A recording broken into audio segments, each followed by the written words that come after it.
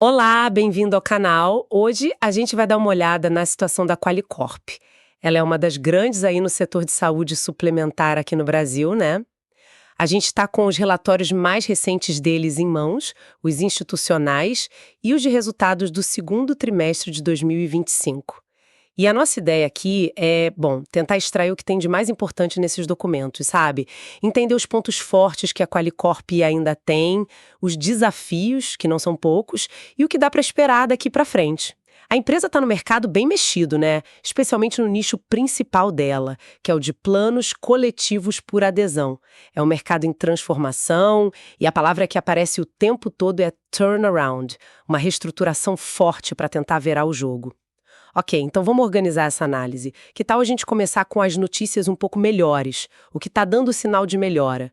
Pelos números do segundo TRI de 2025, apareceram sim alguns sinais que animam um pouco. Principalmente se a gente olhar para o coração do negócio deles, o segmento de adesão, a perda de clientes ali, ela deu uma boa desacelerada. A carteira caiu só 0,9% em relação ao trimestre anterior. Pode parecer pouco, mas é a menor perda líquida que eles têm desde o fim de 2021. Isso, assim, sugere que alguma coisa está começando a funcionar, né? Para tentar parar essa saída de gente. Sim, sim. E esse dado, ele não está solto, né? Ele se conecta totalmente com a estratégia de turnaround que a diretoria está falando. O objetivo principal dessa reestruturação é isso. Primeiro parar de perder cliente para depois, quem sabe, voltar a crescer. Então, ver essa perda desacelerar justo no segmento principal é um indicativo. Ainda inicial, claro, mas um indicativo de que as ações para segurar o cliente talvez estejam surtindo efeito. E tem outro número que ajuda a confirmar isso, que é a taxa de cancelamento, o famoso churn. Ficou em 8,3% no trimestre. Pode até parecer alto, mas, olha, é o menor índice desde o finalzinho de 2020. Está chegando perto dos níveis pré-pandemia. E para o negócio que vive de assinatura, de mensalidade, como é o da Qualicorp, controlar o churn, quer dizer, a taxa de gente que vai embora, é, fundamental para a saúde financeira. Interessante isso. E não foi só na retenção que teve melhora, né? Parece que a capacidade de trazer gente nova também deu um salto. As adições brutas de vidas no Adesum cresceram quase 33% comparado com o primeiro trimestre. É um número bem expressivo. Os relatórios até falam, né, de 84 novos produtos lançados só nesse primeiro semestre e também de uns acordos de exclusividade. Parece um esforço grande para ter coisa mais interessante para vender. Já aponta para uma dinâmica comercial um pouquinho mais saudável ali no segmento principal. Agora, se a gente olhar para a rentabilidade, que é outro pilar super importante do turnaround, também tem coisa boa ali. A margem EBITDA ajustado menos CAC chegou em 33,1%. O que isso quer dizer, né? O EBITDA ajustado é tipo uma medida de quanto a operação gera de caixa antes de juros, impostos, etc., com os ajustes que eles fazem. O CAC é o custo de aquisição de clientes. Essa margem, que tira o custo de trazer cliente novo da geração de caixa, ela subiu 1,2 ponto percentual em relação ao trimestre passado. E o que chama atenção é que essa melhora na margem veio mesmo com a receita líquida total caindo. Peraí, então eles conseguiram ser mais eficientes na operação, é isso? Mesmo vendendo menos no geral. Exatamente. Isso indica que os esforços para controlar custo e buscar eficiência operacional, que eles falam tanto na estratégia, deram certo nesse ponto. Estão conseguindo tirar mais, digamos, rentabilidade de cada real que entra, o que é vital quando o faturamento ainda está pressionado, né? Os relatórios até detalham um pouco de onde veio essa eficiência. As despesas fixas, elas mostraram uma tendência de redução ali. Representaram 29,5% da receita líquida, caiu um pouquinho percentualmente. E teve melhora também em algumas despesas variáveis, tipo perdas com cliente que não paga, sabe? Crédito incobrável e outras despesas operacionais. Segundo eles, por causa de melhoria nos processos e recuperação de crédito. E vale a pena lembrar também da fama histórica da Qualicorp de gerar caixa, né? Apesar do fluxo de caixa livre recorrente ter sido baixo nesse segundo tri, só 2,3 milhões, isso foi muito afetado por uns pagamentos que eles dizem que não são recorrentes. Um acordo com a AGU, um adiantamento para garantir exclusividade cooperadora. Mas se a gente olha o semestre inteiro, aí o fluxo de caixa livre recorrente foi bem melhor, 144,7 milhões de reais.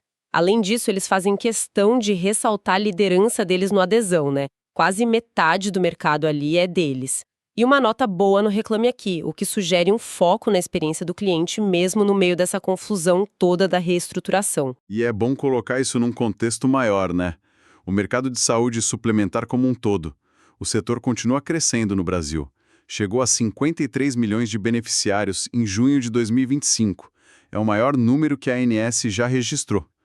Mesmo com os reajustes de preço, que têm sido altos, a procura por plano de saúde continua forte. Mostra como o serviço é importante para as pessoas. A Qualicorp atua mais naquele nicho de planos coletivos por adesão, via sindicato ou associação, que é uns 11% desse mercado todo. É um nicho relevante, mas ainda meio pulverizado, sabe? Embora o setor todo caminhe para a consolidação, com as 10 maiores operadoras pegando mais da metade dos beneficiários, a Qualicorp é líder disparada nesse nicho específico de adesão. Isso é uma fortaleza, claro, mas também deixa ela mais exposta ao que acontece só nesse segmento. Ok, então resumindo essa primeira parte, tem sinais de melhora sim, né? Conseguiram segurar um pouco a perda de clientes no negócio principal, a eficiência melhorou as margens, mesmo com receita caindo, e o mercado geral ainda cresce. Mas, claro, como eu disse, nem tudo são flores. Vamos agora olhar para o outro lado da moeda. Os desafios, os pontos que ainda preocupam e bastante. O principal, que salta aos olhos logo de cara, é que, beleza, a perda de clientes no adesão desacelerou, mas a Qualicorp como um todo, ela continua encolhendo. O portfólio total de vidas caiu 2% em relação ao trimestre anterior, e quase 25% se a gente comparar com o mesmo período de 2024. A gente está falando de mais ou menos 1,5 milhão de vidas agora, era quase 2 milhões um ano atrás. É uma queda, nossa, muito forte.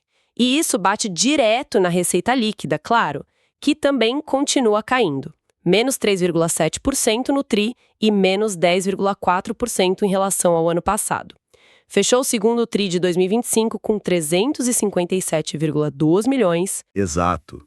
E esses números, eles dão a dimensão do tamanho do desafio que a gestão tem pela frente. Reverter essa tendência de queda no portfólio total e na receita, isso é crucial para a empresa voltar a ter um crescimento que seja de fato rentável, que se sustente. O turnaround mostra aqueles sinais iniciais que a gente comentou, né? Margem melhorando, perda menor na adesão, mas a recuperação completa, a volta do crescimento da base de clientes e da receita, isso ainda parece longe. Não dá para esquecer que, segundo o material deles mesmos, a queda acumulada no portfólio desde o pico, lá em 2022, é de impressionantes 39,1%. Esse encolhimento pesa demais nos resultados gerais. Mesmo na adesão, onde a perda diminuiu, ainda saíram 5,3 mil vidas líquidas no trimestre.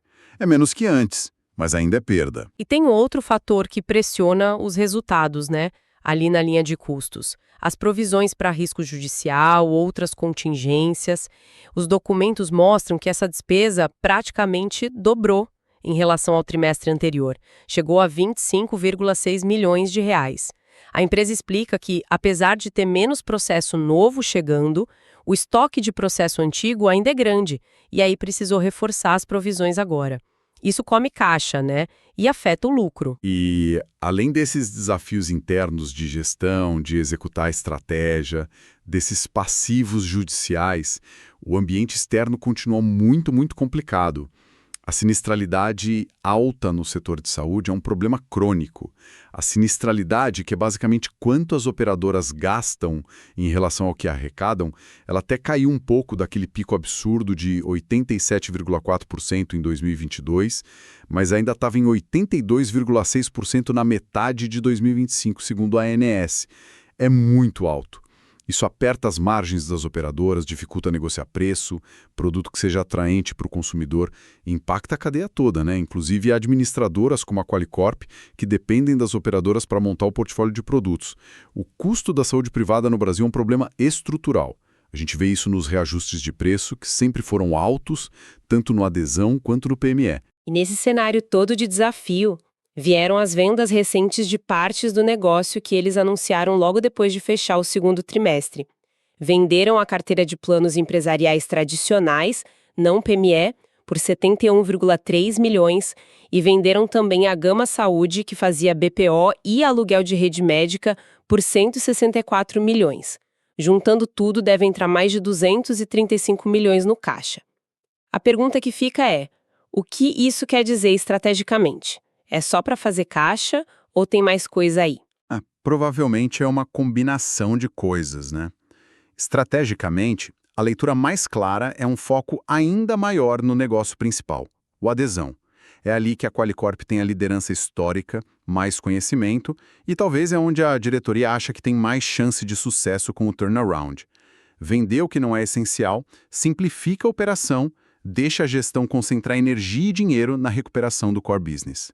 E financeiramente, claro, esse reforço de caixa é super bem-vindo. Ajuda a diminuir a dívida, desalavancar, dá mais fôlego para a gestão financeira. Por outro lado, vender essas partes também diminui o tamanho total da empresa, a diversificação da receita, o que pode aumentar a dependência desse mercado de adesão que é bem volátil. E por falar em desalavancagem, como é que ficou a situação da dívida deles? A relação dívida líquida sobre EBITDA ajustado dos últimos 12 meses subiu um pouquinho no trimestre. Foi de 1,34 para 1,53 vezes. Esse aumento veio mais por causa daqueles impactos pontuais no caixa que a gente falou, acordo com a AGU, adiantamento comercial, e também porque o caixa total diminuiu depois de pagarem uma parcela grande de debêntures em junho. A empresa diz que esse nível de 1,53x ainda é saudável, está dentro dos limites dos contratos de dívida, os tais covenants. Outra coisa que chama atenção no balanço é o capital de giro negativo de 310,9 milhões de reais. Eles justificam isso pela reclassificação de dívida de longo para curto prazo por causa de um vencimento grande em junho de 2026. Mesmo justificado contabilmente, capital de giro negativo é sempre algo para ficar de olho, né? Requer atenção. Então, diante desse cenário todo misturado, com os sinais verdes na operação, mas ainda com essa sombra do encolhimento, o que a gente pode esperar da Qualicorp daqui para frente? O que eles dizem que vão fazer? Bom, a Qualicorp reafirma nos comunicados o compromisso total com o plano de turnaround.